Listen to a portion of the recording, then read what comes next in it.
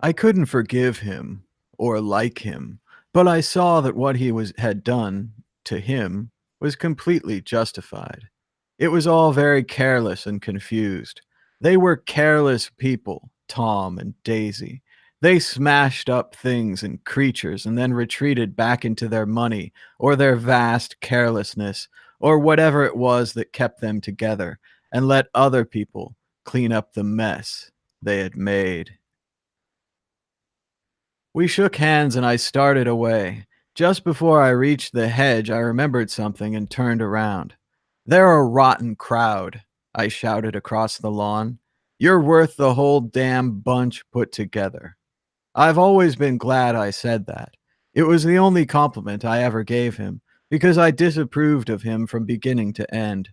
First he nodded politely, and then his face broke into that radiant and understanding smile, as if we'd been in ecstatic cahoots over the fact the whole time. His gorgeous pink rag of a suit made a bright spot of color against the white steps, and I thought of the night when I first came to his ancestral home 3 months before.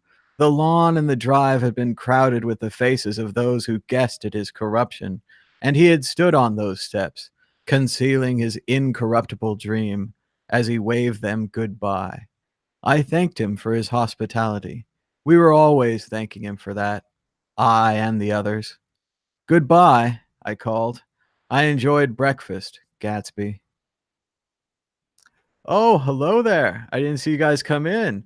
Just a little reading from The Great Gatsby right there. We're joined by Max Hillebrand. Max, have you read The Great Gatsby?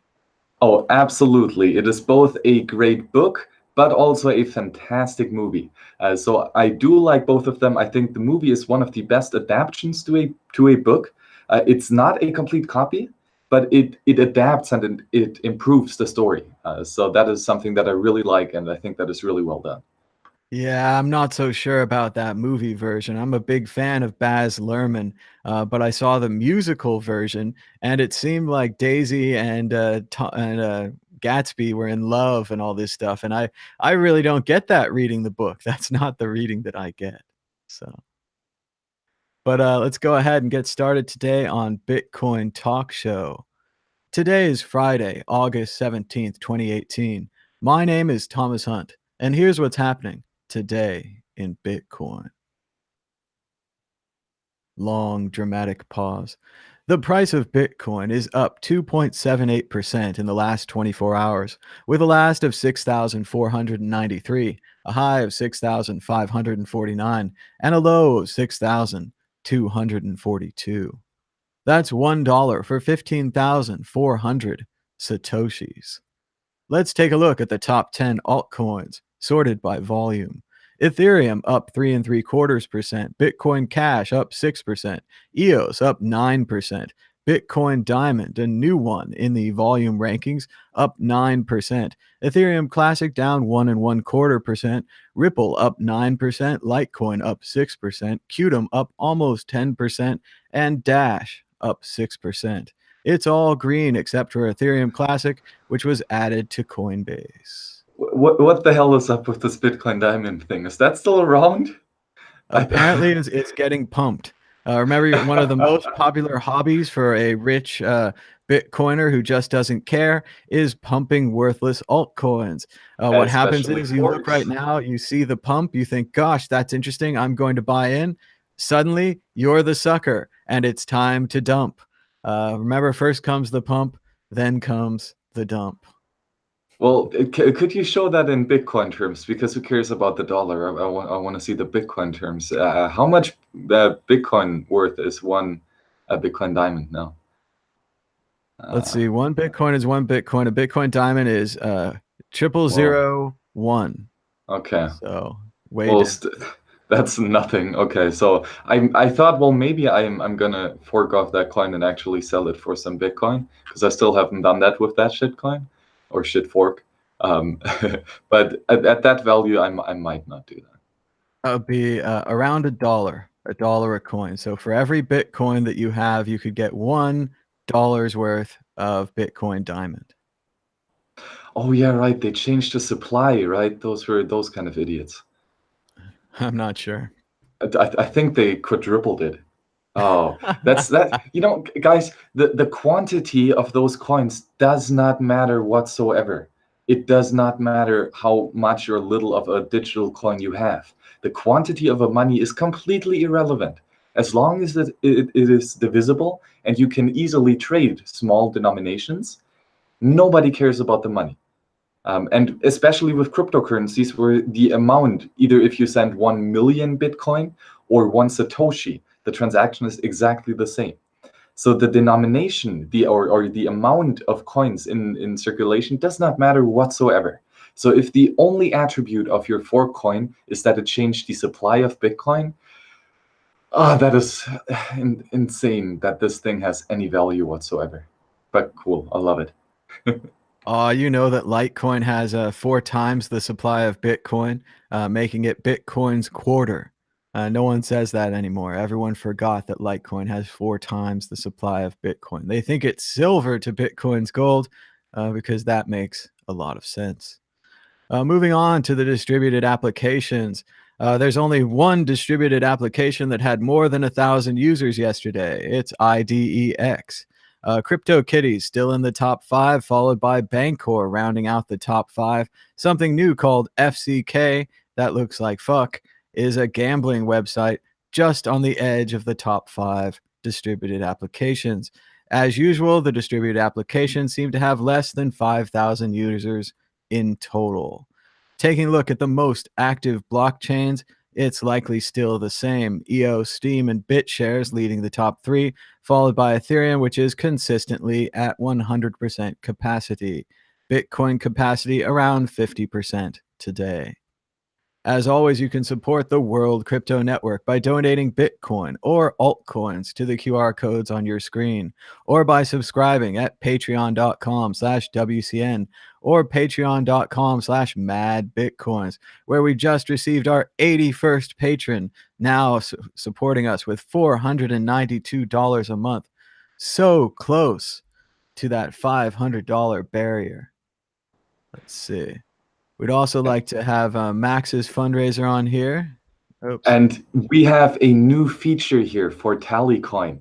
Look at this. Look at that link. It's the official link now. tallyco.in/purism is where you can buy a video, or not just one video, but several videos here on the World Crypto Network.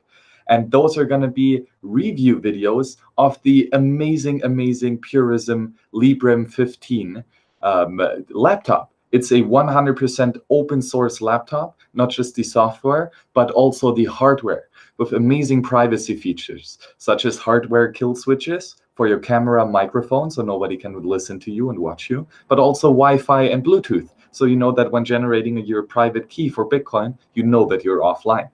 That is amazing stuff, and I really, really, really want to check out the hardware. So if you want to see that happen, if you want to see such a video here on the World Crypto Network, or such a series of videos, that would be fantastic. So there's the donation link. Would be nice. All right, donate to the Purism Laptop Fund. We've also got our tally coin for $1 million. We've raised $197, 0.02% towards our goal of $1 million to help spread the word about Bitcoin. If you're an early Bitcoin miner, an early Bitcoin buyer, maybe you made a lot of money on those crazy altcoins and you want to see what the World Crypto Network would do if they actually had some funding, this is your chance to donate now. You could just buy the whole fundraiser. You could just send 153 Bitcoins and 0.89 to this address right now. Just send it all in one big send. You can do it. And thanks so much to everyone for giving us a thumbs up and a share. I can see we have around 98 viewers in the audience right now. Be sure to give us a thumbs up down below. That's how YouTube can tell this is a good video, so they can recommend it to other people. And now everyone's favorite part of the show, yesterday's comments. Yesterday's comments. First, we want to check the report card. We got 128 likes yesterday, giving us around 1,184 views, thanks to your support. And let's just go down to the comments. Did we get any? Let's see. B. L. Dwyan says, great program again. I enjoy the different parts of it. It has slightly different formats. It's organic and dynamic, and above all, authentic. Thanks a lot for doing it and sharing it. Isn't Bitcoin's that a nice comment? Isn't And that nice? I really do agree, right? The World Crypto Network is absolutely a organic network. It's ever growing, ever expanding, ever changing. I don't think that one show has been completely equal to the last show. We've always talked about something new in a different format, always changing it a little bit, but still, keeping the traditions of a show, of a long time series. So I really like that. Well, we always try to do what they say on the PTI show every day. They say, "We'll try to do better the next time." And we always do. So thanks so much. Bitcoin support says, Thomas, you are awesome. Thank you. BVH says, hey, Tom, if you want a place to stay in Belgium, you're more than welcome. That's pretty cool. I might be in Belgium before too long. As everyone knows, Belgium is on its way from Paris to the Netherlands. That would be a pretty sweet stopover there in Belgium. Last time I took the train, didn't really get to see much of Belgium, but it was a nice place to ride a train through. Bro says, great show. Keep it up. And Darth Norm says, how you describe analysts and economists as playing both sides is interesting. Someone saying, I guarantee a something will happen is one person you absolutely shouldn't listen to. Someone saying, given the situation, A or B might happen, is simply describing a list of realistic possibilities. Nothing wrong with that. Something saying A and B might happen, but A is much more likely than B, isn't playing both sides, despite the fact that they're clearly playing both sides. It's acknowledging the fact that no one can know, but the person's analysis leans one way, subject to being wrong. If you look at their calls over time and see that their odds turn out to reflect what happens more often than not, that is someone you should listen to. Even that part at the end, I'm not so sure about. I've heard that if a baseball player hit 100 home runs last year, that means they're going to hit 100 home runs this year. But then the baseball player broke his ankle and he didn't hit a single home run.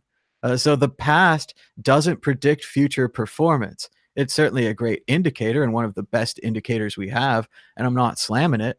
I'm just saying it doesn't predict it at all. That baseball player could hit more home runs based upon a variety of reasons. Well, I agree with most here that the future is absolutely uncertain. And it is a spontaneous order, and we cannot predict those black swan events. So absolutely, we cannot predict the future. However, what we can say is how are the causal relations to our actions? So if we do something, what is the logical conclusion of that action? If I have a apple in my hand and I drop it, or I release it from my grip, what is going to happen? It's going to drop to the floor, right? That is the causal relation to my action. The effect was me releasing the grip on the apple. And you can, for example, then make praxeological deductions on this human action and causal relations. And that's Austrian economics. And for example, you can say in Austrian economics as a economic law of cause and effect, that if you increase the money supply, this will artificially lower the purchasing power of this money.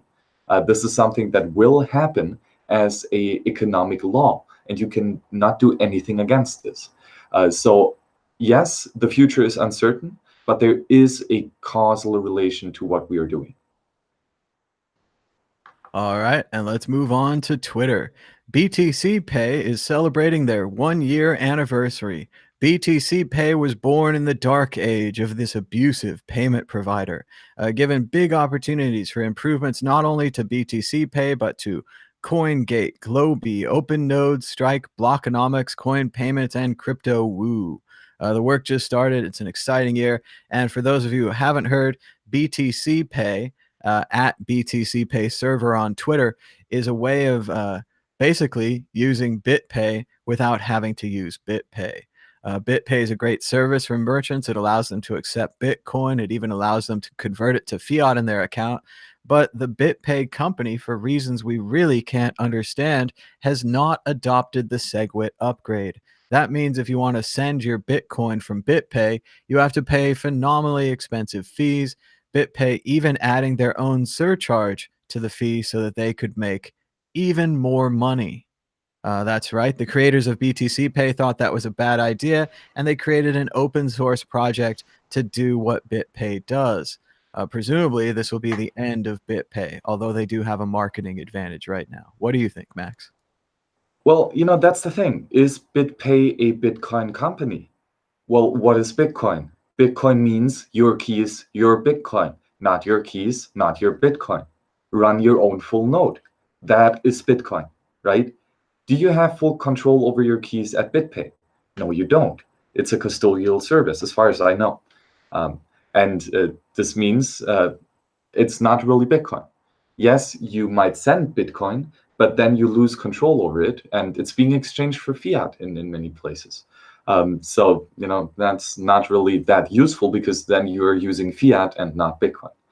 So if you use something like BTCpay server, which is 100% open source, then you are actually in full control over the software. And this is much, much more in the Bitcoin ethos. Plus, it just is so much more advanced. Already supports Bech32 addresses, already supports batching, multi-sig, and all that stuff, of course. And as far as I know, they are working on Lightning.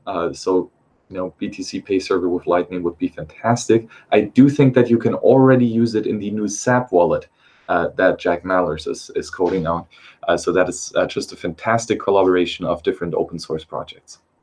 And meanwhile, on the other side, BitPay is supporting Bitcoin Cash. They're moving backwards. They're moving backwards down the chain. They believe in fake Satoshi. I'm sorry, update. Fake Satoshi has forked off from Bitcoin Cash, starting his own version called Bitcoin Cash SV. The SV stands for Satoshi's vision, because naturally Craig Wright, who can't seem to produce the keys of the original Bitcoin, is Satoshi, right? Ha ha ha ha. Yeah, I believe that one. Oh my God, I just realized that was a horrible mistake from Roger Ver to go hard on the Satoshi vision thing and then partner up with fake Satoshi. That is stupid, because if one group forks off, another group is soon going to fork off again. And if the fake Satoshi is going to make another exit scam and fraud with another fork, well, then of course he's going to steal your argument. That is hilarious. Oh, Roger, that was so short-sighted. And this is why you can't trust thieves, right? They have that whole problem when you're with a gang of thieves and everyone's trying to rob you because they're thieves. So once you've stolen one brand like Bitcoin Cash, why not just steal another brand like Satoshi's Vision? It seems like you really can't trust these people because you're dealing with a gang of thieves. So bad news for Bitcoin Cash. Yesterday, I finally got around to watching the new Robin Williams documentary. It's called Come Inside My Mind, a very dirty title. And it was fantastic. It was great to spend some time with Robin Williams, to see some early clips, to see him with his friends Billy Crystal and Christopher Reeves. Truly an amazing story, a great artist, a very sad ending. He had Lewy body syndrome. It's a kind of dementia. So he really was losing his mind. As his friend Bobcat Goldthwait said, he was getting false information about the world. He couldn't trust what was coming in through his senses, and this might have led him to his very sad end. So check that out if you want. I think it's on HBO. I taped it off of cable. I also watched The Hangover again. Really a great movie. This time I was really impressed with the structure. The way it starts in a flash, starts at the end of the movie. It flashes back, introduces the characters. Then they go to Vegas. Then there's the big gap. And then the entire movie is spent trying to understand the big gap until we run into the beginning of the movie again. Just a beautiful structure for a comedy. And as long as you ignore the other Hangover movies, you can enjoy this one as a straight comedy. It's just fun. It's totally creative and new, which the other movies drag down into the ground by doing the same things over and over again.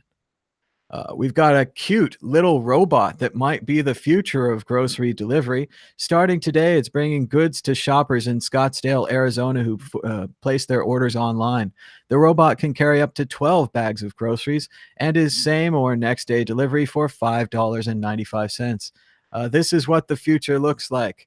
You can tell that we're in trouble because they're calling the robot cute. It doesn't even have a face. It looks like a small car. But this is the end of jobs. This is the end. But Thomas, look at the possibilities.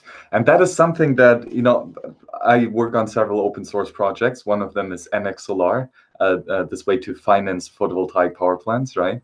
And what we have been talking about in this group of entrepreneurs, including Nico from Maximal Liberty, Nettie, who was also on the show talking about the fundraiser and what we did with the money, the donation giveaway. And we forever had, like for over a year, we had this amazing idea to start this network of drones that can be, rented from all the restaurants in the city. And the restaurants can put the food inside this box, right? After the customer has called them. They provide the address. They have to pay in Bitcoin the small fee to use this service. As soon as the money is arrived, of course, over Lightning Network, the food gets locked in, the drone takes off and flies directly to the house of the customer. The customer receives on his app, right, the small notification, look outside the window. Then there is the drone flying, right? You open the window. It shows a QR code. You have to pay directly to the account of the what's it called, the restaurant, right? The Bitcoin address directly. You have to pay the Lightning fee. As soon as that is registered, the door, like the thing opens where the food is in, and you got your freshly airdrop pizza. You don't even have to fork Bitcoin. You just have to airdrop pizza. Isn't that amazing? That sounds great. You could probably also buy coffee with that system. It'd be amazing. You could buy coffee with Bitcoin. It's so shocking. I can't believe we didn't have to create a separate coffee coin and then give coffee coin to all the early adopters and then have a coffee coin ICO and then say only coffee shops can accept coffee coin. Clearly no cannabis shops can accept coffee coin. We need a unique currency for every type of financial transaction. That's what I feel. I need special money when I use a candy machine. I just don't want to use a dollar. I want to use a special currency for a candy machine. That would be way easier. EFF. Well, considering a censored version of its search service for release in China, Google has kept the public, its users, and its employees in the dark about compromises on the company's own values that could massively affect internet users around the world. And nothing good is ever done in secrecy. The fact that Google's hiding this from the public, their users, and especially their employees is a big problem. Couple this with the article in the Washington Post today, which is quite shocking considering their liberal background, that perhaps the Chinese people will be better off with a censored version of Google than not having Google at all. Remember the old values of the internet before Intel and Cisco and these other companies helped the Chinese build the Great Firewall of China? That's right, demanded by Chinese authorities, built by willing US companies. And now we see it happening again with a proposed censored version of Google. Don't be evil used to be Google's model. I'm pretty sure they changed it to try to be good or something like that. And they're failing on the trying part. What do you think, Max? Is China better off with a censored version of Google?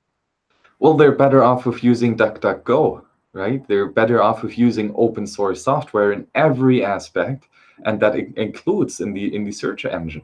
And if you use DuckDuckGo, number one, it's open source, and number two, it doesn't trace you as much as Google does. So they have a different revenue model other than selling advertising. There's no search history. I don't even think that they store all this data. They just put it in RAM. Of course, it's on the internet, so it's going to be traced eventually. But it's one of those search engines that's just much better than Google, and it gives you the exact, same quality of results. I would even say that it's much better regarding censorship. Oftentimes I can't find stuff on Google. Because if you look for fringe topics, then Google will often show you just bad results and only show you the mainstream version of what you're looking for. And if you use DuckDuckGo, what I often find is I find the stuff exactly what I want to have. Doesn't matter what it is. It's just a more accurate search engine in my mind. I think a big part of that is, the Google's trying to be all here compliant with nonsensical government spying. So. Yeah, I'd like to think I could try DuckDuckGo, but I'm just such a big fan of Google and having it work for me. People all, I tried the Firefox browser for a week or so there. I just couldn't get over the small interface errors and the mistakes that they were making in rendering. I couldn't use it. And then, of course, just a couple days ago, Google released another update for Chrome, making it much faster. They have a new way of loading pages that's faster than anything that's ever loaded pages before. So if you're using Firefox or that Brave attention token browser, good luck with that. I'll see you back on Chrome. Chrome will be the fastest one because Chrome is written by Google. And again, if you like Chrome and you like the idea of the basic attention token, you could always go to protip.is. You could install the ProTip browser into your web browser right here. What ProTip does is it monitors the web pages that you visit, and it'll donate, say, based upon your allowance, say $10 a week, to the websites that you visit automatically. That's right. How does ProTip do it? Well, we use batching. That's right. Even 4 years ago or something, when our friends wrote ProTip and when we supported this project and raised $15,000 to have it made, we knew about batching even then. We used batching before Coinbase. We used batching before BitPay. We used batching before people talked about batching. So once again, it's right there. It's protip.is. And if you want, you can download the code. We've got open source right here for ProTip. You can download the whole code. So I don't know why you'd use that Brave browser when you could just use ProTip right here in Chrome. Of course, we didn't print our own token. We didn't print our own money. So maybe that's why you haven't heard of it. But still, it's here.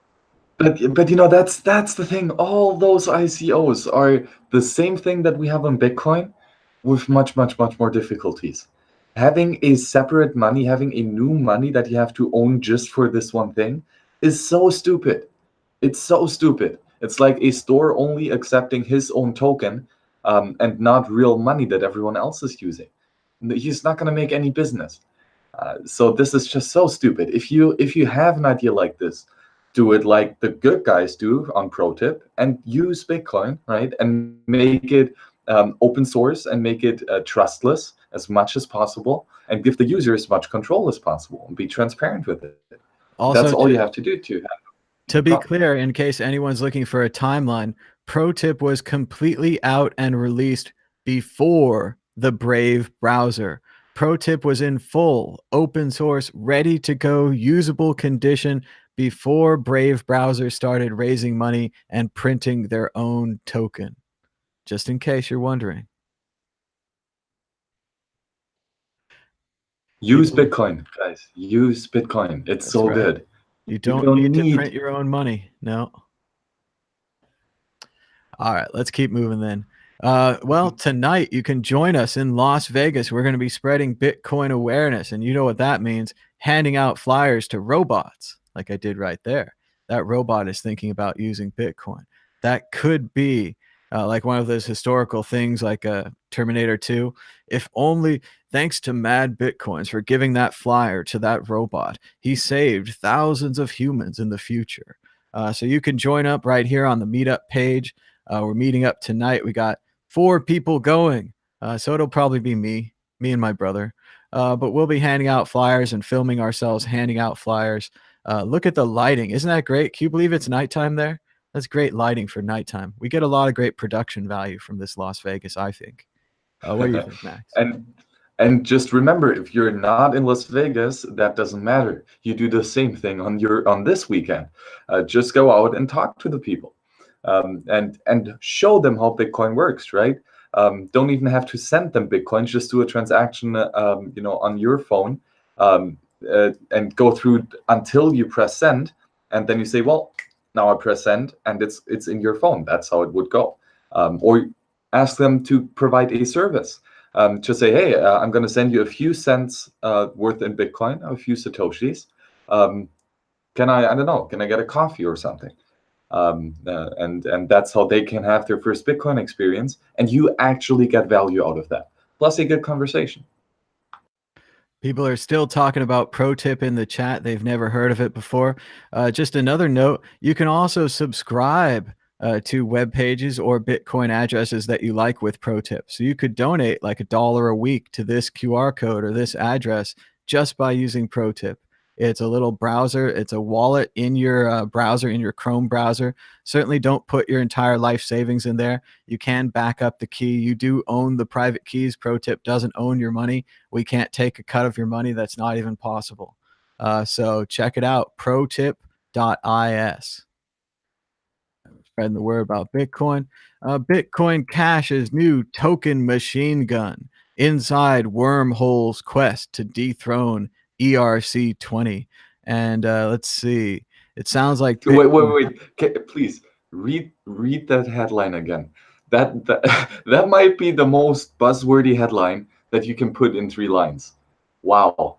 The new token machine gun inside a wormhole's quest to dethrone ERC20. They're missing blockchain that would make it perfect. But other than that, this is as good of a hype bullshit article that as we're gonna get. So let's enjoy this. I hadn't even seen the second half of this headline. I chose this article because it said Bitcoin Cash has a new machine gun. And I said, that sounds great. I've got to figure out what that means. But yeah, now it's a wormhole and a quest to dethrone ERC20. So again, Bitcoin Cash is after the ICO market, which is so 2 years ago, right? No one's into ICOs. 80% of them turned out to be scams. And as they say here, for better or for worse, ICOs and crypto kitties are probably coming to Bitcoin Cash in the future. Is that Oh, a so good? much for worse. So there is no better whatsoever in this. That is horrible. But good that Bitcoin Cash is trying it. Yeah, at least maybe they can have some users this way. There's certainly a lot of transaction space for that. But again, they're copying Ethereum, they're copying ERC20. Once again, it's just if you don't have any new ideas, if you're just a pathetic person that copies other people's ideas, join up with Bitcoin Cash today. I'm sure they can copy Litecoin next. I'm sure they can copy Megacoin or Ripple or something. There's got to be something else that they can copy. It just seems really pathetic. Oh, absolutely, right. And if you really want to experience true innovation, go on stuff like Lightning, because Giacomo is working on a project where you can have tokens and unique assets tradable on Lightning Network. So that is much more of a nice goal than the quest to dethrone the ERC inside a wormhole. It's pretty bad. It's pretty bad, and it's just about it's just another parody. It's another ripoff. It's like, what are they going to call? Are they going to call it BRC20, or ERCC20, or ERRC? I don't know. They're just terrible. New terrible ideas every day. But let's keep going. Despite the price crash, Bitcoin believers say the best is yet to come. Interesting, slightly positive article from NBC News. Blah, blah, blah. The price of Bitcoin. That's cool. They quote Jeremy, I guess. I don't know. The price, the price, the price, the price, the price, the price. I don't know. What do you think, Max? The mainstream media, they're into the price? Yeah, the prices, it's so cool, right? It goes up, it goes down. Ooh, it's volatile. Who's gonna use that? Who cares about the price? It's censorship resistant, digital, magical internet money. What else do you want? The price is completely nonsensical and ignorant. It's something that nobody can steal from you. It's a good thing that you can trade with. It doesn't matter how much value it has, because it's a good thing to trade with. And that is what it gives its value. And the more people use it, the more it's going to be that value. The short term is going to be so unpredictable.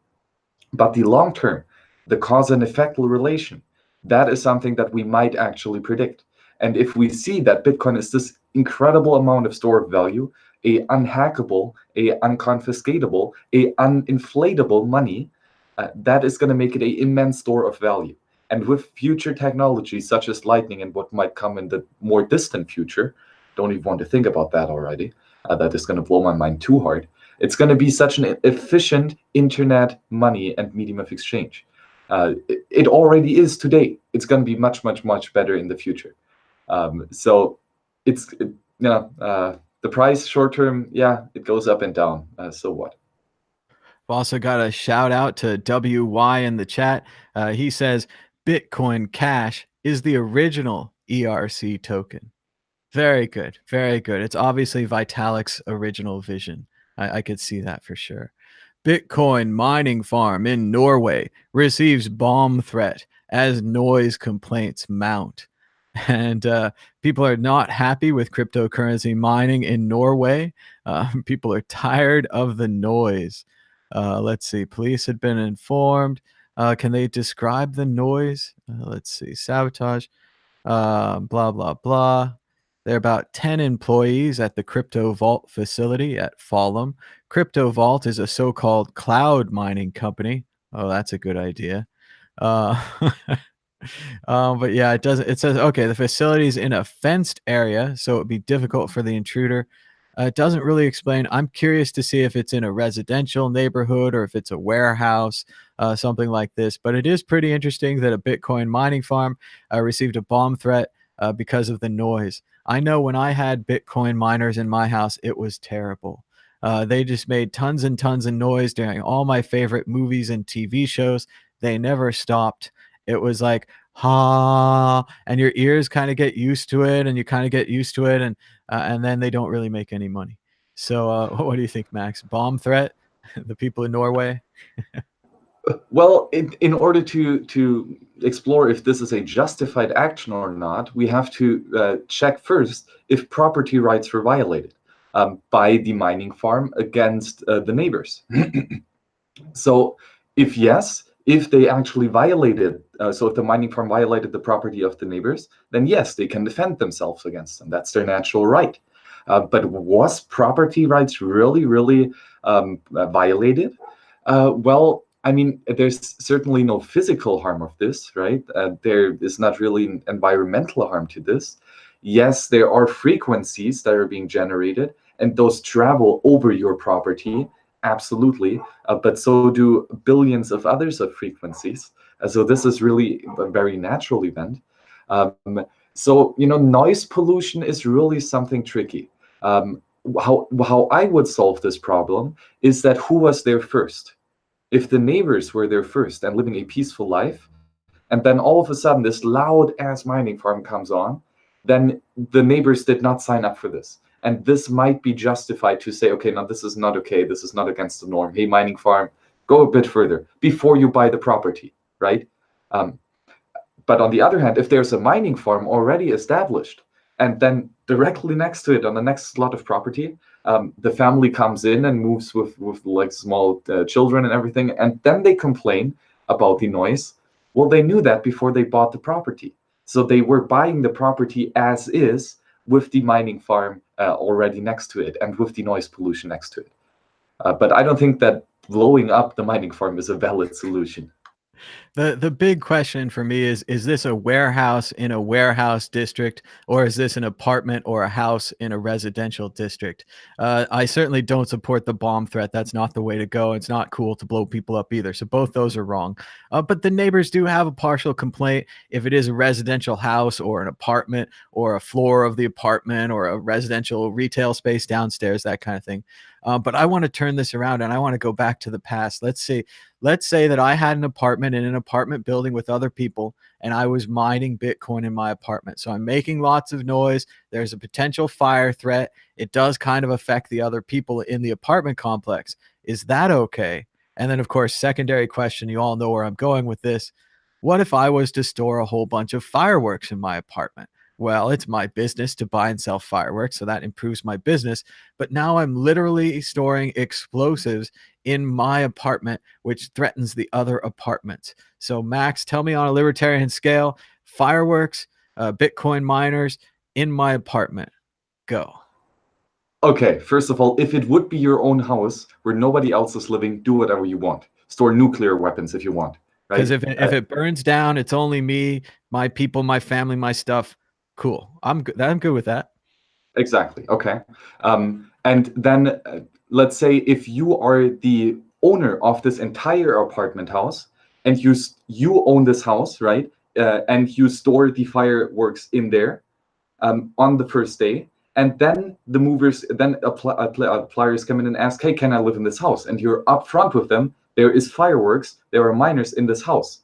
Then they know this. And if they sign the contract, the lease, then they agree to those conditions. Then All it would right. be I think you have a tough time with that, because even if they get blown up and they signed a piece of paper, they still didn't think they're going to get blown up.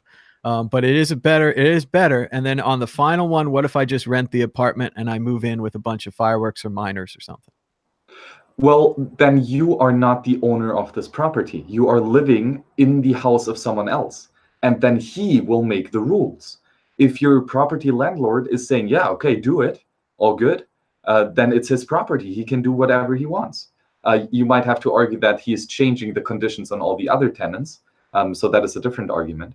But if the landlord sees you moving in with Bitcoin miners or with fireworks, and he says, no chance you're moving in here, you're not getting the rent, then he can either cancel your contract or not give you the contract in the first place, right? Same if he doesn't want you to have dogs, right? It's the exact same argument. It's his property. If he doesn't want to have dogs on his property, okay, it's his stuff. He can do whatever he wants with it. And just for those in the audience that haven't caught up yet, I'm talking about the origin story of Roger Ver here. Much like the Joker was dropped into acid and Doctor Doom had his face burnt off, Roger Ver once rented an apartment and filled it with fireworks. And sure, he was going to buy and sell them on the open market and make all this money like a capitalist. But what he really did is he made that apartment complex unsafe for the other people who live there. Certainly, it's his choice if he wants to sleep next to gunpowder. But no one else in that apartment made that choice. Roger Ver was sent to jail for this. This hardened his heart against the government. It made him so he was the only individual in a world gone mad, and that he would fight forever for his right to sleep next to fireworks.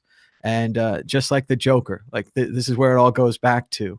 And I don't know what happened with Bitcoin and Bitcoin Cash, if they said he couldn't have fireworks or something, if fireworks were involved. We've never gotten the behind the scenes story. For all we know, Jihan Wu, a Chinese gentleman, China invented fireworks. Maybe he gave them the inside track on some new fireworks. And Roger is very happy now because he's got fireworks and Bcash.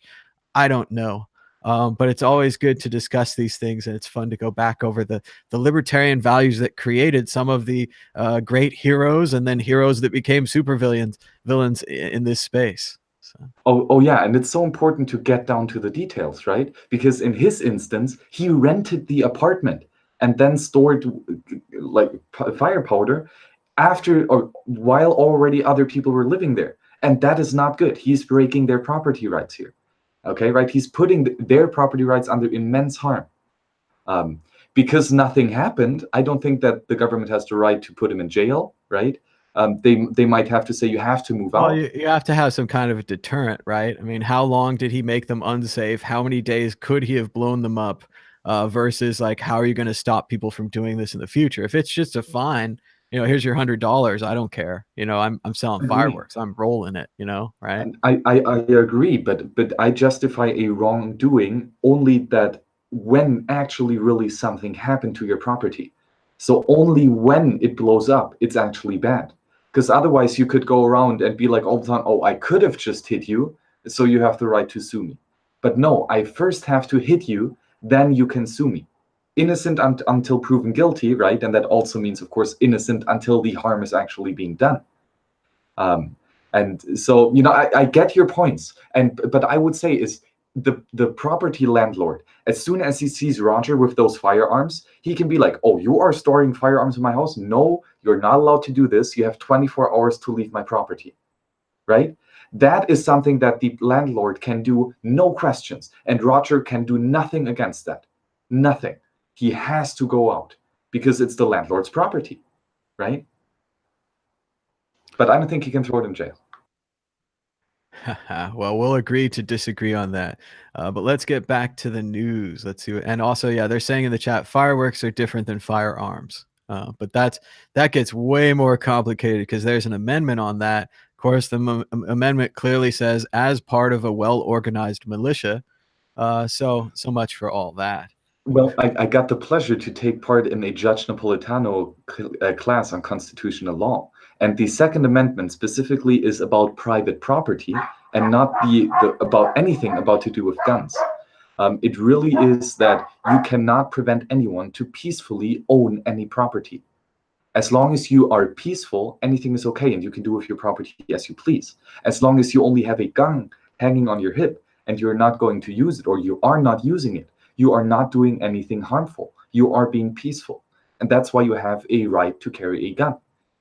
So this is the private property argument that is especially inherent in the Declaration of Independence, and the natural law argument.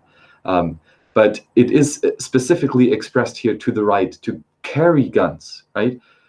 You don't have the right to shoot people. And by guns, you mean a musket that has a loading time of about 3 to 4 minutes, where you got to put the powder in, you got to put the balls in, you got to put the ramrod down there, you got to get ready, and then you shoot, and it shoots in a big spread. We're not talking about a 9mm click in, pull back, bounty boom, kill 20 people. Right? I mean, the founding fathers had no idea what they were doing there. It clearly says, they're saying in the chat, I had the word wrong. It's a well-regulated militia. It's not organized. But still, they were talking about what they had to do is get everyone to get their musket from their house to come defend against the British. And that was a specific thing, like the Amendment number 3, you never hear about quartering soldiers. We're not quartering a lot of soldiers lately, but it says in the Constitution that the people have the right not to quarter soldiers in their house. Why did they do this? Well, because 10 years previous, the British came in and made them quarter soldiers, and they didn't want to do it. You have to take these laws in the time. I think it's very disingenuous for the gun rights advocates to take a law that protected a musket and say that it protects a machine gun. Well, it doesn't protect the musket. It protects private property, regardless of what it is. And again, as long as you're using the machine gun peacefully, as long as you're not hurting anyone, you're not doing any harm. What's a peaceful use of a machine gun? Like, it was a concert, and there weren't any guns in it, there weren't any bullets, and we loaded it with bubbles, and it shot bubbles for a while. And they're talking about Gatling guns in the chat. Yeah, they had Gatling guns, and they had grenades, and they had bombs and stuff. And none of that is a musket in a well-organized militia. Like, it's very clear. We can go back and see what they were talking about, what they were experiencing, and then we can look at what we have now. Yeah, like cannons. Like, are cannons legalized because of the Second Amendment? Are tanks legalized? Yeah. And then, well, again, with all these people, it comes down to, they're like, oh, we have to be ready to defend against the government. Government's got the best military I've ever seen. They have, I mean, when we were fighting the Iraq War, either one or two, our tanks could outshoot their tanks. Their tanks couldn't even see our tanks by the times we were shooting them. Like, and you, a little person with your musket, oh, good luck with that. So, but yeah, let's move on to the next topic. We're never going to get anywhere on the Second Amendment, but it is fun to talk about. San Francisco judge orders bail payment in Bitcoin. And it says, subtitle, your cryptocurrency isn't always safe from the long arm of the law. And this is pretty weird. A federal judge has ordered a cyber criminal to pay their bail charges in Bitcoin. Very strange. Okay. Oh, so Bitcoin is legal tender now. No. That does seem like it. That does seem like you should be able to pay your taxes with it.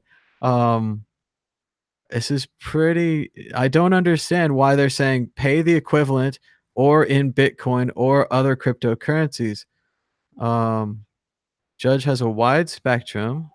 Well, okay, that is different if they say tailored to the asset. So if he had a bunch of gold or cars, they could take that for his bail as well. So it doesn't sound like it's that abnormal. As much as I'd like to think that the judge here is legalizing Bitcoin or giving us some kind of a new legal status, it looks like Bitcoin has just been moved up into assets that the defendant has access to. Things such as real estate or cars could also be enforced as collateral against bail payment. So it is a bump, but it's not like paying our taxes in Bitcoin bump. So exactly, and again, misleading bullshit buzzwordy headline. A San Francisco judge orders bail payment in Bitcoin. No, he didn't. He gave the option. That's a complete different thing. It is totally different. Yeah. God damn it. Once again, it's these headlines. And I tell you, from someone that's written at some of these papers, you don't even get to write the headline. I would put my article in, and some other special guy whose job it is to make up of, BS headlines would come in and write the headline. And you'd be like, what happened to my cool headline? And they're, I had one. It was so good. It was an article about how our Sac State campus should be more like Disneyland. And I went through all the stuff that Disneyland does right, like having a tram that carries you from the parking lot to your school, so you don't have to walk forever, stuff like this. And I named it Disneyland Now, like Apocalypse Now. It was a cool title. And they named it Disneyland Style of Management would be a good thing for CSUS. And I was like, that is a terrible title. My article is fun and light and full of joy and jokes. And you give me a title like that, it was pretty bad. And of course, you don't even know till you see it in print. You're like, oh, that's what they gave me. Oh, well. Well, and I do think that micropayments per article are even worse than this click-based system, right? This click-based system just means you have to put something up that people click on randomly, right? With micropayments, yes, you still get paid when people click on it, but there is no more spam, right? If it's a too buzzwordy title, then people will know, okay, this is too much of a buzzwordy title. I'm not going to pay for this, right? Because it's no longer free. But if you only have those buzzwordy, like this one here, I mean, come on, but you have to pay every time you click. This might enhance the buzzwordiness, or this might decrease it. I don't know. All right. I think we're almost out of stories. Let's see. Bitcoin Daily, Bitfinex sees bets against Bitcoin double. That's not good. That means that we have more shorts, meaning that people think that Bitcoin is going to go down, so they're going to make money shorting it. Let's keep an eye on that one. And finally, let's Good luck. let's check in with CoinDesk for a little bit of Bitcoin price action from Omkar Godbol, who owns no Bitcoin, much to our sad dismay. His view, Bitcoin remains on the hunt of the inverse head and shoulders neckline resistance of 6,715. A bullish breakout, if confirmed, would validate the bearish to bullish trend suggested by the 4-hour chart and allow a sustained move above $7,000. On the downside, a break below 6,213, the low of the right shoulder of the inverse head and shoulders pattern, would abort the bullish view. Sounds like it's going up and it's going down. At the same time, the price is going to fork. Oh, no. A neat trick. I wonder how it does that. But we want to go ahead and open up the phone calls for you. You can give us a call now on, we don't have Skype open, but you can give us a call at 518-600-1949. And give us a call right now. We'll put you on the show. Make sure to have your speaker turned down. Maybe have headphones or just use your phone. Have a quiet room. And be ready with your name and where you are from. If you don't know where you're from, you could just say New York City or something. That's fine. But we're going to open up the phone lines, and we got Max here. How's it going, Max? Hello. How are you doing, Thomas? Well, I really do like the call-in show because it gives us the opportunity to ask or to answer questions. And that is something that time and time again I experience, is that asking questions and answering them is really, really important. Yesterday, I spoke at a conference at Deutsche Bank with a couple of interns who were just doing their internship at Deutsche Bank, and I gave them a 2-hour lecture on Bitcoin with question and answers. And the questions that they ask are so revealing, and it's always a joy to answer them, because after a while, they're going to hear all the same questions. And all those questions have been asked thousands of times and answered even more often, right? Every time you answer a question, you're going to have an even better explanation. I think that's right, Max, and it's impossible to learn about Bitcoin without asking questions. You can read a lot about it, and you can read the details, and you can read Andreas's book and all those kind of things, but still there's going to be something that you didn't get or something that you got wrong. Yesterday I was talking to people about how when Bitcoin sends, it sends all the money in your wallet, then sends the change back to you. And that's got to be blowing people's minds, because no one wants to do that. Like, what if it stopped halfway through or something and I didn't get my change? It'd be gone, you know, that kind of thing. But that's just how it has to work because of the way this thing sends, the way it sends. And that's again why we know all the Bitcoin that are in your account, because it sent them to us and then it sent them back. But yeah, it's fun stuff to think about how Bitcoin works and to think about the nodes and how they confirm transactions when everyone thinks it's the miners. And it is pretty confusing in there what the heck's going on with the miners and the nodes and the way this thing is really set up. Right? Right? And I'm really excited to tell you guys that I found him. I finally found him.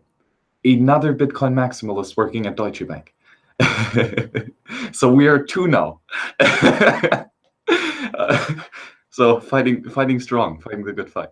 That's pretty good, Max. And we had a similar situation here in Montana where we thought there was only one Bitcoiner in all of Montana, and then a second guy called in, and we were like, "Wow, there is two Bitcoiners in Montana, and they're probably not this close together." But Google's not really great with these points. But as you can see here, we've been collecting points from whenever people call in, and at least in the U.S., we're starting to get quite a lot of little pins here.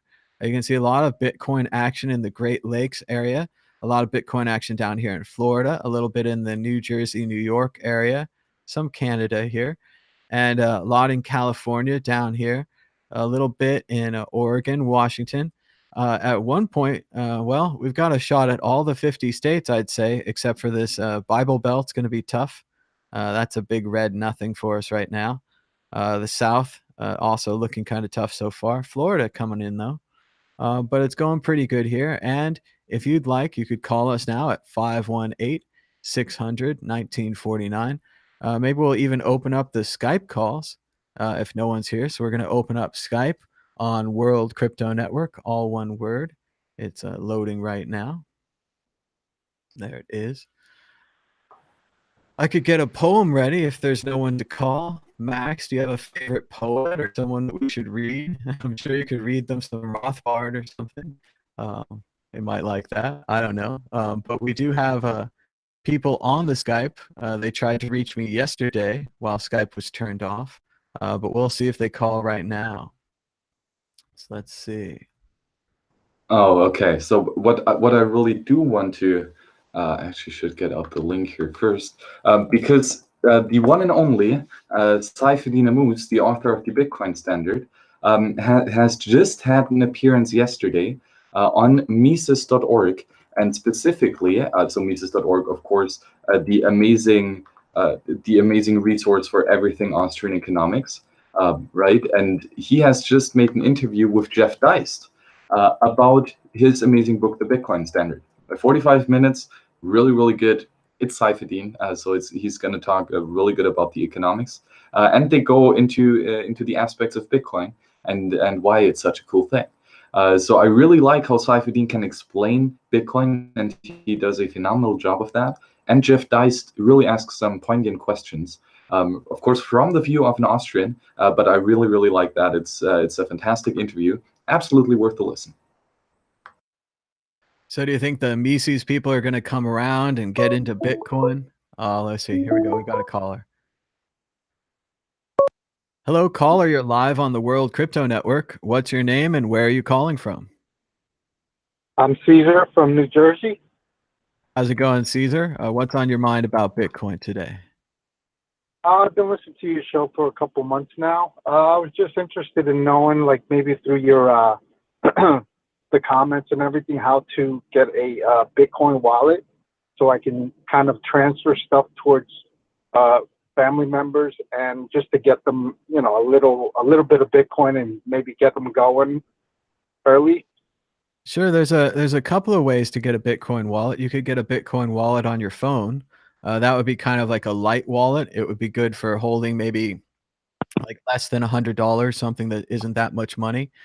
You could also, if you want to give gifts to family, I just purchased a set of these Open Dime, Open DIME, just like that. They are amazing. OpenDime is a really, really good company, and they provide this amazing, cool way of giving Bitcoin, not in the cyberspace, but in the meat space. So it's a really cool and really secure alternative to using Bitcoin over the internet. Yeah, and I bought. I understand what you're saying, but it's like people that are not too, they don't know too much about this, and I'm trying to get them involved in it just to spread it out. And it's just very hard for them to do certain ways to get like, it's hard for them to get a wallet, and they really think it's like a waste of time. And I'm trying to get them going, and they just don't understand it, I guess. Sure, I would probably set them up with a Coinbase wallet or a Cash App wallet, something like that. Once again, Max, you want them to lose all their Bitcoin. Max is like, no, they should write down 30 words that they're going to lose, and then they should completely lose all their Bitcoin. So if you don't want them to lose all their Bitcoin, they're going to need a normal system for a normal user that has a username and a password that links to your email that you can recover when you lose your password, which they're all going to lose. So I would get them a Coinbase account on their phone, and I would give them $1. And something about the act of giving them the $1 makes them interested in Bitcoin. Yeah, so they can see it when it actually goes up. Like I said, I'm a Christmas noob, I guess you want to call me. I just started in November of last year, so I've been holding on to some coins, and I'm a holder, and I'll see what happens. Well, I really do think that it's really important to stress the values of Bitcoin, and the values of Bitcoin are responsibility, right? You are responsible for your own money, and this is something that they really have to learn. And this is something that is fun to learn, and to see the implications of, hey, if I show you my private key, you can take away the money. That is something that is really profoundly important in Bitcoin. And I don't even think that you can understand what Bitcoin is until you understand what a private key really means, right? So, for example, I like to give them the Samurai wallet. It only has the 12 words for the passphrase.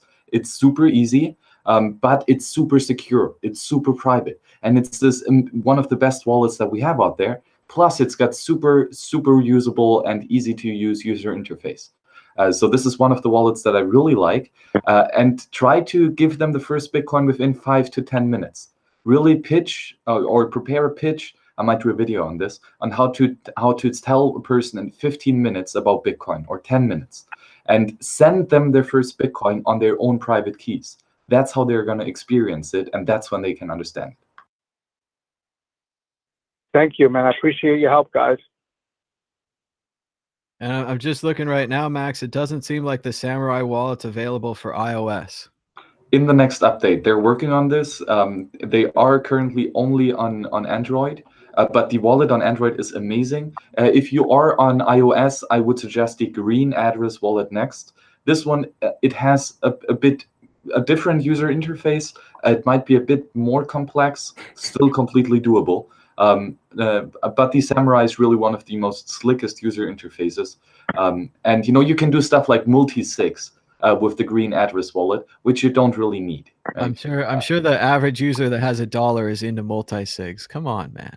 They don't want to write down those. They don't want to write down those words. They don't want a terrible, confusing interface. Like, they just want to try it out. You got to start somewhere.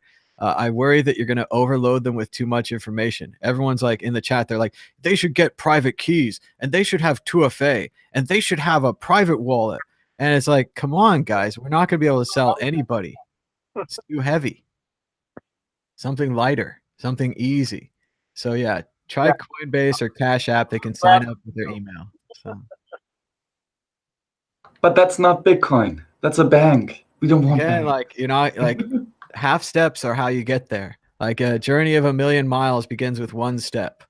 So we're not going to get there all in one giant step. Like, guy in the chat, we don't need them then.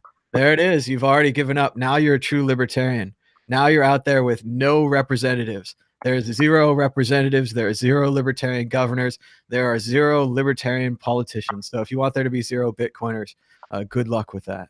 So sorry, guys. We got to have it easy for these new people. What I have done with the Cash App, unfortunately, you can't send BTC to them. What I've actually done is send them maybe $20 each so they can buy the BTC off of Cash App. But unfortunately, you can't send them any or receive any at this moment, I guess. Yeah, the Cash App still isn't really all the way built. Some people have said that they do have a send function. Other people don't see a send function. And nobody has a receive function. So it's not quite there for the wallet yet. I used to say Airbits, but they didn't do the SegWit upgrade for some reason. They seem to have gone out of business. They think that Lightning Network is an altcoin. I don't know why they did that. But yeah, I would definitely say just give someone an easy wallet, give them like a Coinbase wallet, or give them a something like that. Is the way to go. Yeah, now, but Coinbase wallet, don't you have to give them like a lot of information also to get the address, or can you go another way to just get the address? I'm pretty sure you can just sign up on the remote with a username and a password, like an email and a password. I think if you want to link your bank account or do anything more advanced, yes, you would. But if you're just giving them $1, then or $10 or something like that, it's a safe place to hold it. It's linked to their email account. They can recover the password when they inevitably lose it, and also when they reset their phone. The other problem with all these wallets that are stuck on your phone is they expect you to put to back up your phone somehow, to back up your private key, to back up your thing, and no one ever does. So whenever they get a new phone, they're like, "Oh, I lost those Bitcoins." So it just depends which story you want to tell people. Is Bitcoin easy to use on Coinbase and then email that they can get back into, or is Bitcoin that thing that someone gave them once that they lost? So I think it's much. You have to take care of these new users. Going for, I guess, Coinbase or Samurai Wallet, correct? More or less.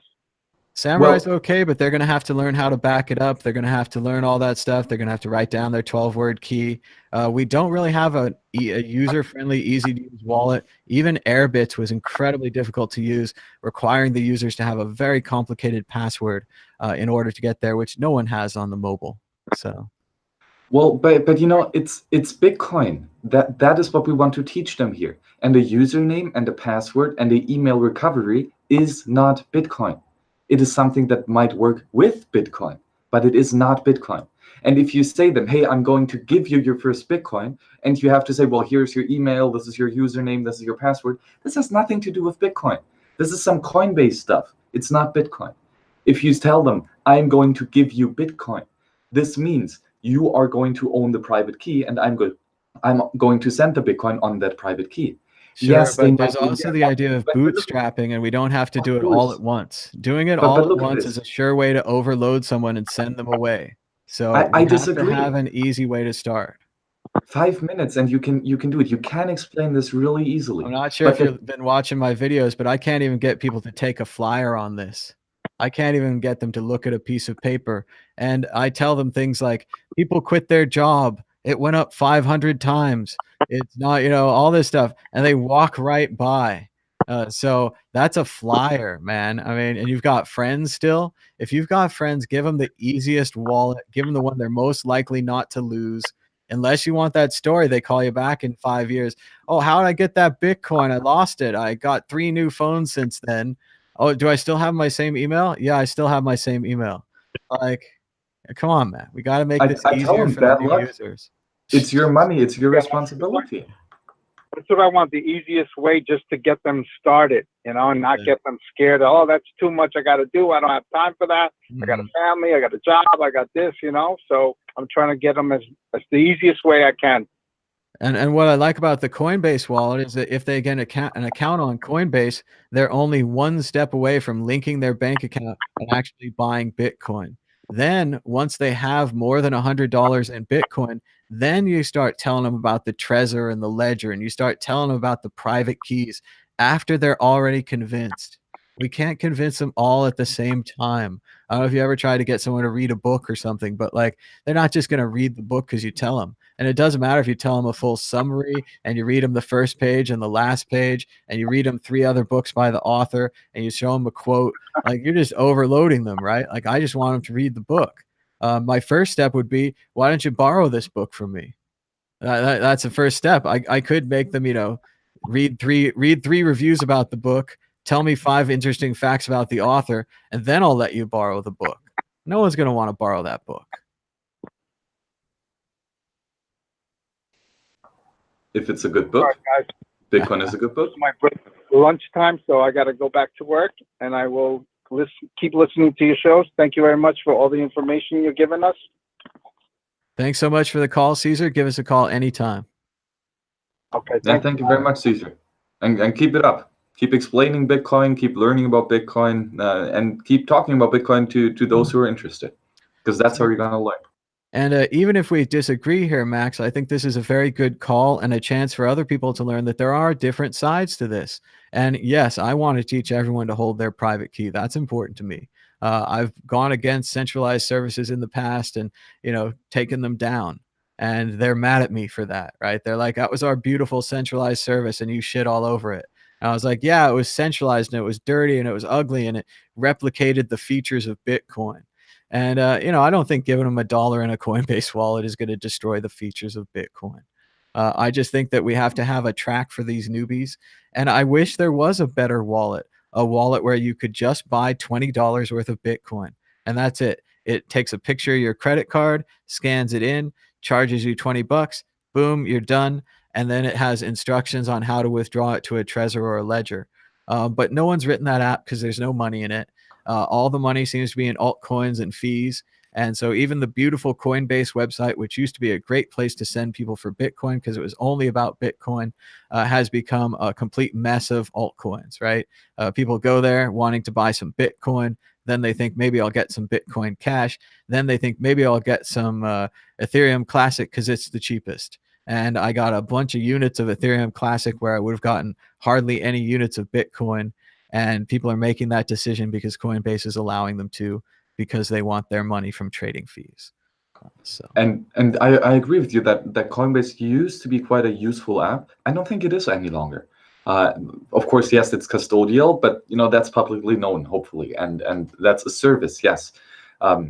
But more, even worse, they're just a bad actor with the entire, Bitcoin Cash debacle. And before that, the SegWit2x thing and the user activated software. And they took like, almost a year to integrate SegWit, still haven't integrated batching. They're just horrible. Use something like the Cash app, which seems to be much more robust fundamentally. well, and even now, Brian Armstrong is talking about Ethereum. Horrible. Hello, caller. You're live on the World Crypto Network. What's your name and where are you calling from? This is Joe from Wyoming. Hey, Joe. How's it going out there in Wyoming today? It's going. It's a gorgeous day. It's beautiful. Very nice. What's on your mind about Bitcoin today? Okay, getting them in to Bitcoin. You can't start with Bitcoin. You start with something easier. You start by saying, hey, I found a great browser that gets rid of all those pop-up ads and is really secure. It's called Brave, Brave. And I get them to download Brave. And then Brave, every once in a while, once a month, says, hey, you want to fund your BAT wallet? We'll give you some BAT, and you can pay the people you like their sites. Oh, what's that? Then they call you back and say, what's this BAT? What is this all about? Oh, well, that's a cryptocurrency. Oh, well, they're going to give you some cryptocurrency. Okay, take it. Send it to the sites you like to visit. And now they're asking you about Bitcoin.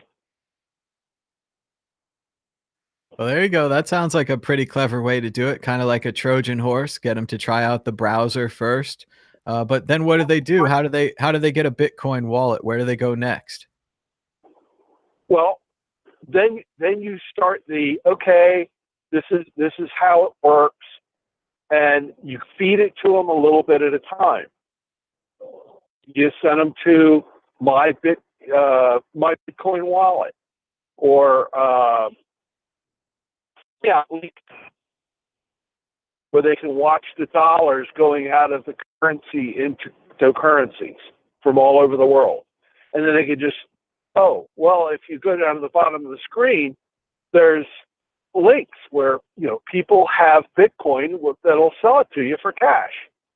So you can buy it that way. Well, I don't want to buy it that way. Okay. So you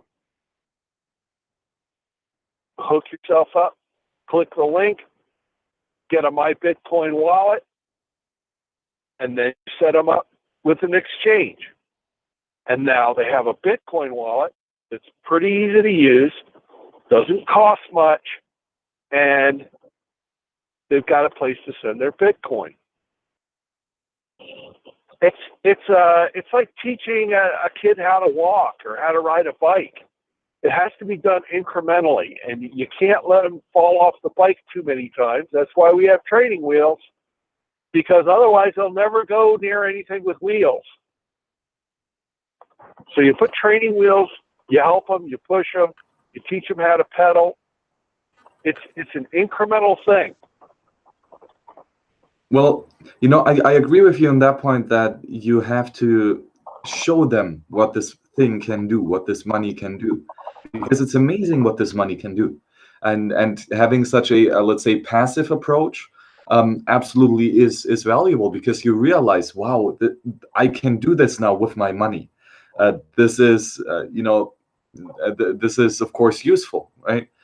But I would say that further, it is nice to experience how this money works directly, peer-to-peer, and even face-to-face. So just sending someone a specific amount of money face-to-face from phone to phone is something that I think is really valuable. Or if you're having a Skype meeting or Google Hangout meeting with them, send Bitcoin to them over the live chat, or just per email. They just need to give you the Bitcoin address somehow, and they will be blown away when they have received Bitcoin just out of the nothingness. Well, I think if you watch what the Pillar project is doing, they're coming out with their wallet. It's in beta right now, and it's called the Grandma Wallet. And it's designed to be easy enough for somebody who doesn't care what the intricacies of cryptocurrencies are, that they can just find somebody in their list, click on it, and send them some crypto. It's going to be a multi-crypto wallet. It's going to be very easy to use. Everything I've seen from these guys has been, it's been credible. And they don't promise anything, but they always come through with something interesting. So keep an eye on Pillar, and you know, I'm still trying to think up new ways to introduce people to it. So that's why I'm listening to you guys, trying to get good ideas. Well, thanks so much, Joe, for the call and the idea. So I'll talk to you soon. All right. Thank you so much, Joe. Give us a call anytime. And a very interesting idea from Joe to get people to try out the Brave browser first. It is an interesting idea if they give you a little bit of that BAT token and then you can spend it somewhere. Seems pretty complicated. Seems like you're going down a step where if you're trying to explain people, you'd have to explain to them what altcoins are. And that would be very confusing, especially if you don't have a grasp of what Bitcoin is. Someone said in the chat, why are we trying to libertarians? And I think I mean, you're living in the past, man, because there's more than 10 non-tech, non-libertarians in the world. I mean, there's like less than 100, less than 1,000 libertarians, maybe less than 10,000. Very small numbers compared to the millions of people and billions of people that live on this planet. So Bitcoin as a tool has more utility if more people use it. If everyone has Bitcoin, it's better off for me. It's better off for everyone else. So in that way, when I spread the word about Bitcoin, I benefit too. We're in an interlocking system. We can work together to do things. I know it's shocking, the libertarian minds. You want it to be John Galt all by himself. John Galt's a terrorist. John Galt destroys society. He's not a hero. But you can reread that book if you want.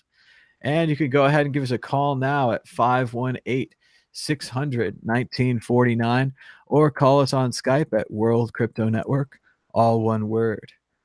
What do you think? And you know, that's the thing with quote unquote mainstream adoption, is that you get the political and the economic and just the social views of everyone, right? So this will become much more intercultural, much more interphilosophical. But that's good, because Bitcoin doesn't care.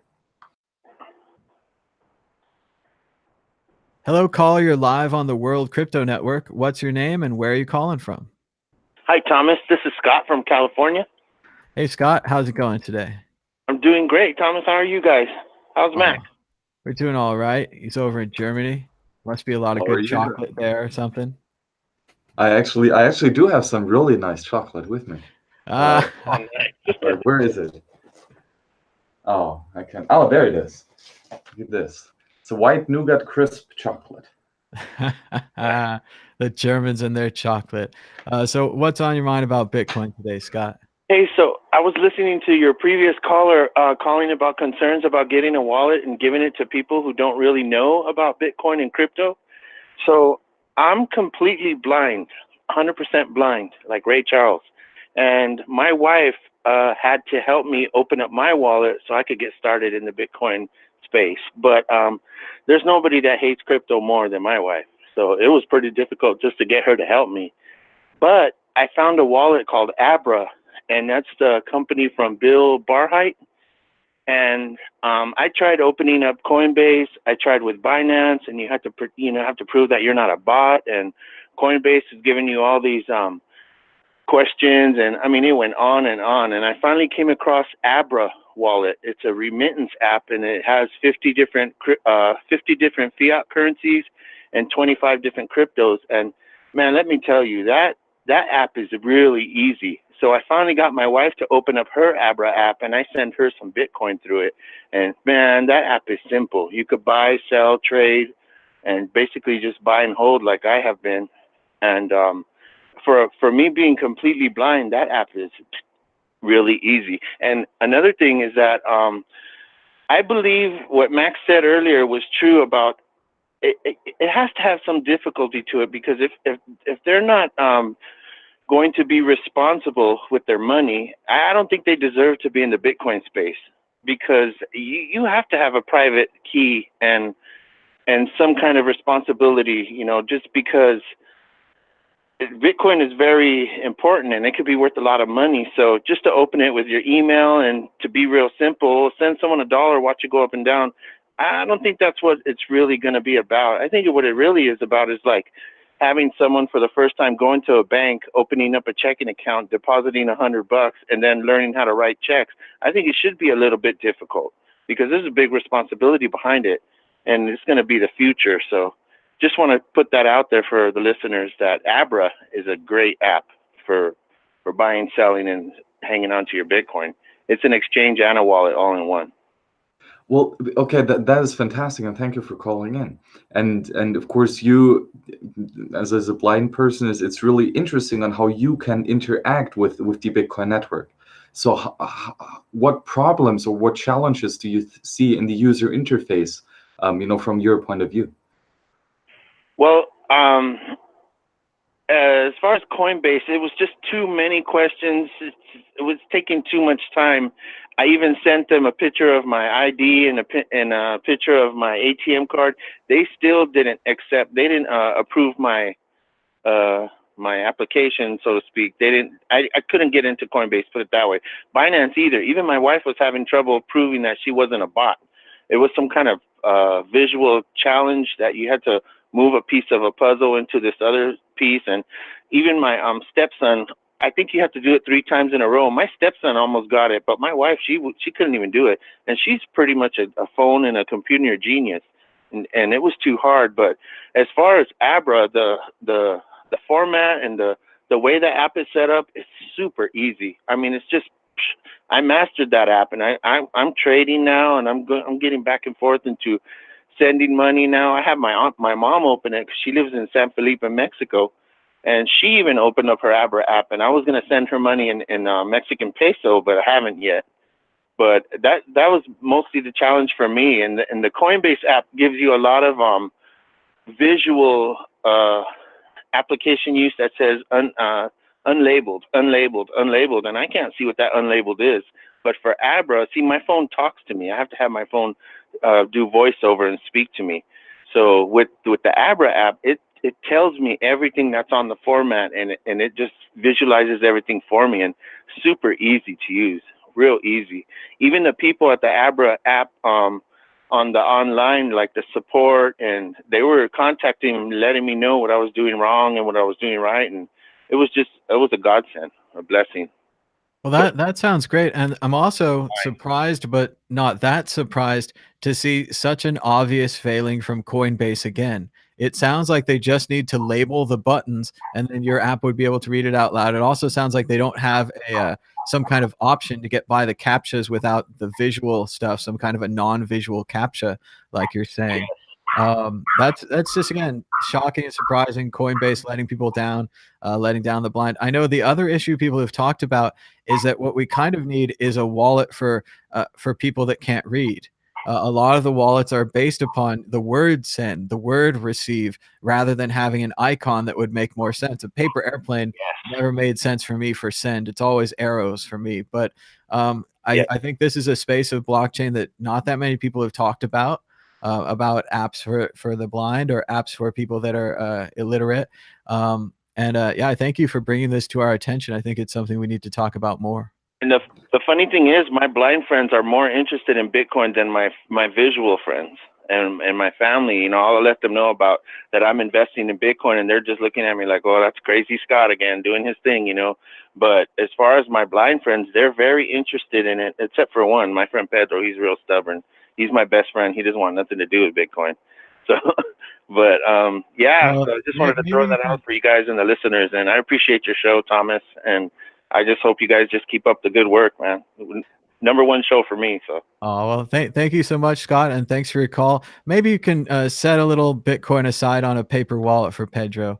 Not very much, but just, 10, $20, and then just save it for him on a shelf. Maybe put it in a greeting card or something. That might be fun. And then if Bitcoin ever goes crazy up again, you can be like, "Here you go, buddy. I saved this for you." That would be a nice thing. I think that's what's going to happen. Enjoy your chocolate, Max. Thank you very much, Scott. Thank you for calling, and keep listening. That was amazing. Have a good one. Thank you so much, Scott. Yeah, that was a great call, because things are different for other people. I have no idea what it's like to be a blind person and to have to use your phone and it speak out loud to you. But it's something that Coinbase should keep in mind. They're such a big company with so many people working for them. I'm just so saddened to see them not do little detail-based things like this. It's clearly a web page programmer. He's in a big hurry. He's on a deadline. He's not going to label the buttons. And then we see what happens. We have these unlabeled buttons, and then now the user can't use them because you didn't finish the app. Coinbase, I don't know, you're just letting us down there. But very interesting call. Very interesting call. Right, but honestly, I've thank God I've never used Coinbase once. But I did, of course, watch all the demos and everything, so I know how it functions. I know how it works.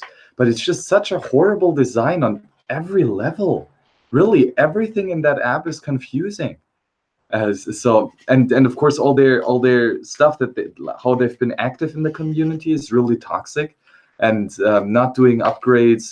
Trying to split the community, doing this Bcash pump and dump, and well, I remember they used to sponsor the San Francisco Bitcoin meetup, and it was really nice. For the longest time, they gave us a couple $100 a month. We used it on free beer and pizza for our members. We always said, "Hey, we'd promote you. We'd hand out shirts." They never really gave us anything. And then all of a sudden, they stopped.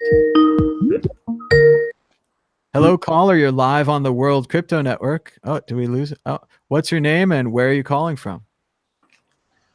My name's Chris from Sydney, Australia. All right, Chris. What's up, Chris? Oh, what's on your mind about Bitcoin today?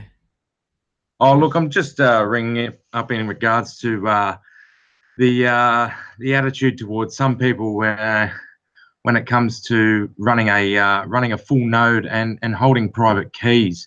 I really enjoy your view towards it, Thomas, and really enjoy the show. But Max, I really enjoy your point of view in trying to educate people, possibly before it gets a little bit too out of hand and carried away, where maybe we lose sight of where this was meant to be going, possibly in the perceptions of, I guess, Satoshi's vision, or many other ways people seem to perceive the way Bitcoin was meant to be going, or is going. I'm interested in seeing where do you see the education of this going with I've made a few comments prior to this in regards to people who aren't quite educated or tech savvy. Where do you see these people in regards to the learning curve and how they can be educated in this environment? I guess I find the lower price fee or the lower price at the moment is quite a good time to be addressing this with people, as they're not seeing the hype in the price movement as their main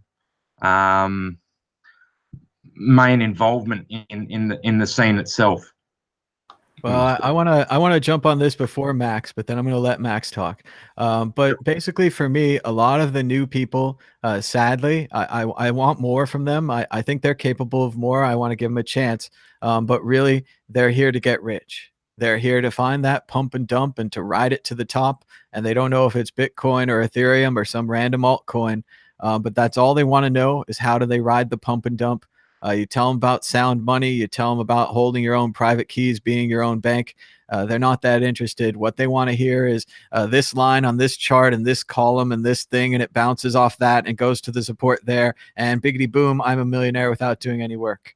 That's all I hear over and over again. So, but Max, tell us, what do you think about education? What can we do to change that? Well, I see it as two fundamentally different approaches. Either you use Bitcoin simply, just like you send an email.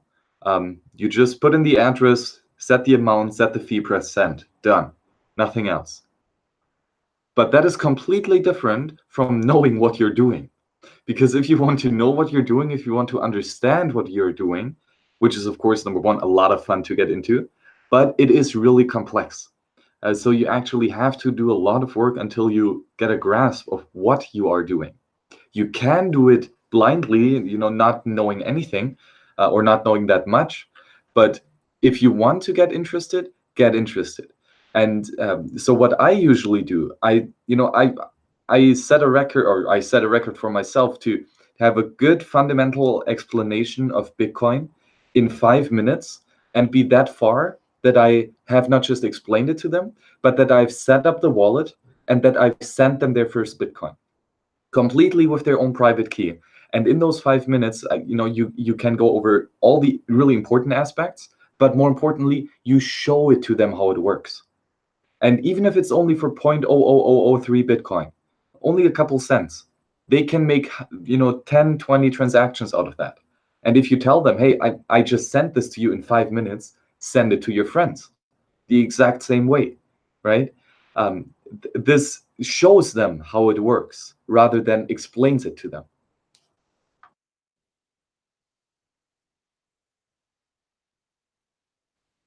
Oh, caller, not still with us? Yeah, still here. Sorry. Oh, so what do you think? Are those good ideas for education? Do you have any ideas? Yeah, look, I'm. You there? Sorry. Yeah, still here. Sorry. Oh. Yep, still here.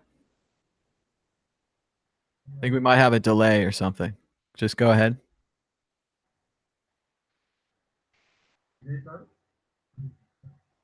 Yep, still here. Well, I think you're listening to the computer speakers from the YouTube, not from the Skype. Now this will take a bit until the message reaches him. I'm trying to be patient. Sorry, you there? Yeah, we're still there. You might be listening to the YouTube feed, not the Skype feed. But do you have any ideas on education? Sorry. Just go ahead and talk. Yeah. Yeah. Look, I'm quite interested in just trying to get people to be interested in the reason as to why. And I guess looking back at the Genesis block, more so is that you get the idea of why Bitcoin started in the first place and where it's come about from. So I'm just quite interested in trying to get people to understand a bit more of that side of things than trying to, I guess, the get rich quick scheme. But I understand the point of view that I guess that's where it's turned into, and it is a new financial market in the grand scheme of things, and it may sit parallel with other markets. Whether or not it starts taking over other markets, that's another issue. But I think at the moment in the current climate, we're sitting with an industry that may be sitting parallel or might even bump on top of the other markets. But I think more importantly than just being another financial instrument for people to invest in, I'm interested in the more, I guess you would say, the libertarian side of things, where you get access to your own property and not have those, I guess, what you have in the US, where your civil forfeiture laws, or I guess just having to move anything more than $10,000 cash in Australia itself gets tracked by certain things like AusTrack and stuff like that. I mean, moving money over borders is quite an arduous task for some people. So I guess moving that point along, that would be more my side of things, is trying to get people to understand that type of aspect of Bitcoin more so than the pumping of the pumping of the stock price, or whatever it may be, the ETF or whatever it may be nowadays. So. Yeah, I definitely wish that the new users had more knowledge and more education, but I'm also willing to give them time to learn that. For me, if you can get them to take $1 in Bitcoin and then they could look at it later, maybe it went to $1.20, maybe they'll come back and read something more about Bitcoin. It's about planting seeds, right? It's a very small interaction. It's something to remind you about it later. Oh, what's that app? Oh, I remember that guy gave me some Bitcoin. Oh, boop. And maybe it's 70 cents or maybe it's $1.20, but for me, it's always pretty impressive that the money's still there. All right, because a lot of these apps, I could have written the app myself, and I send you $50, and then later on, the $50 comes back to me because I wrote the app, and it's all a scam. And Bitcoin's not that way. Bitcoin's a one-way send. If I give you the money, it's gone. And I think that's enough sometimes to excite people and to get them to read more about Bitcoin. Maybe later, not just when they meet me or whatever. And I would like to add to that is that, yes, it's important to emphasize the importance to run a full node. And you can package that nicely, right? Because it is kind of a hassle to set that up. But if you run a full node, you choose the rules of your money. You check if those rules are being complied with, and if not, you kick out those that are violating your rules. You are the judge, jury, and executioner of your money. And that is only possible if you run this little piece of software on your laptop, right? It's that easy. And then to the educational side, send them to a resource page. Tell them, watch one video of Andreas every day, watch one video of the WCN every day, go to lob.net/Bitcoin, and read one link every day. Go to towardsliberty.com/Bitcoin and read one link every day. And just continue to get educated. I really think falling down the Bitcoin rabbit hole is just that. You start and then you just keep going. Oh, we might still be on a delay. All right. Well, thank you so much, Scott, for your Chris. Great for your call. Good to hear you from all the way from Sydney, Australia. Give us a call anytime. Sorry for this delay that we're having. Yeah, it seems look like we lost him, but good call, good stuff. And we had a lot of nice callers. They're kind of celebrating in the chat because I don't get to read them a poem. Let me try to think of a really short poem. What was this one? This was I read that Robin Williams book, and he always talked about how his mom loved little joke poems. And I think they said, let's see, wrote like, damn, I forgot it. It was so good. Oh well, I can't think of it right now, but it was a really short poem, and it was something like, I love you in green, I love you in red, but most of all, I love you in green. I think that was it, because it's a joke. It's supposed to rhyme with bed. It's supposed to be bed. So there you go, a little 4-line poem for you. But Max, where can the people find out more about your work? Where can they learn about what you're up to? Oh, Max is gone. Has my internet failed? Looks like Max is frozen right now, but we were going to head towards the end of the show. So let me see if I can pull up Max's Tallycoin campaign. Max is attempting to raise money to buy a Purism laptop. I've read about these, but never tried them out myself. Like Max says, all of the hardware on a Purism laptop is completely open source. So that's pretty cool, huh? So you can get into the hardware and you can test it, and you can have trusted hardware, is the idea with that. Whereas right now, I trust Intel or I trust AMD, whoever wrote the chips on my computer, that kind of thing. So you can donate now to Max's campaign. Looks like we did get a donation during the show. Check that out right there. Thank you so much for 0.00077 Bitcoin, raising the total of Max's fundraiser to $6. We now have 0.31% towards our goal, a third of a point.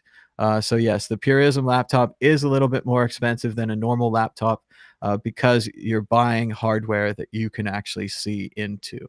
That's a special feature. Some people say it's worth paying for. We're also raising money towards to get $1 million to help spread the word about Bitcoin. You could donate now to the QR code on your screen. And don't forget, wherever my link is, that tonight we're handing out Bitcoin flyers in Las Vegas. So if you're in the Las Vegas area, come on down to Fremont Street. We're meeting up by the Heart Attack Grill around 7 o'clock tonight. I'll have flyers, I'll have a video camera, and we'll hand them out. It'll go great, just like this time, but hopefully with a couple more people. Or if not, I'll do it by myself. Thanks so much for watching. This is a really hot day on the World Crypto Network. Check out Andy Hoffman's interview from earlier this morning. He did an interview with Francis Pouliot. They talked about Bitcoin and Bitcoin mining. I even think they got into the altcoins.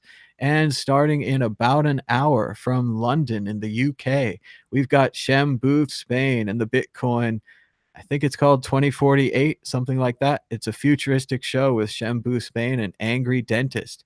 That's from 12 noon to 1 p.m. here in West Coast time. And at 1 p.m., we've got the Bitcoin group. Max will be back joining me, Gabriel D. Vine, and Andy Hoffman on the Bitcoin group. So be sure to check that out at 1 o'clock on the West Coast. They're all going to be right here on the World Crypto Network. People want me to test the Lightning Network again. Maybe I'll do that in another video, and we'll talk about progress on the Lightning Network. I did do a video already where I set up a Lightning Network node following the instructions provided by the Zap wallet. And thanks to Jack Mahler's help in the chat, I was able to read the instructions properly and do it. So it all worked out in the end. But you can check that out right here on the World Crypto Network. Be sure to subscribe down below. Click that bell for notifications. And until next time, bye-bye.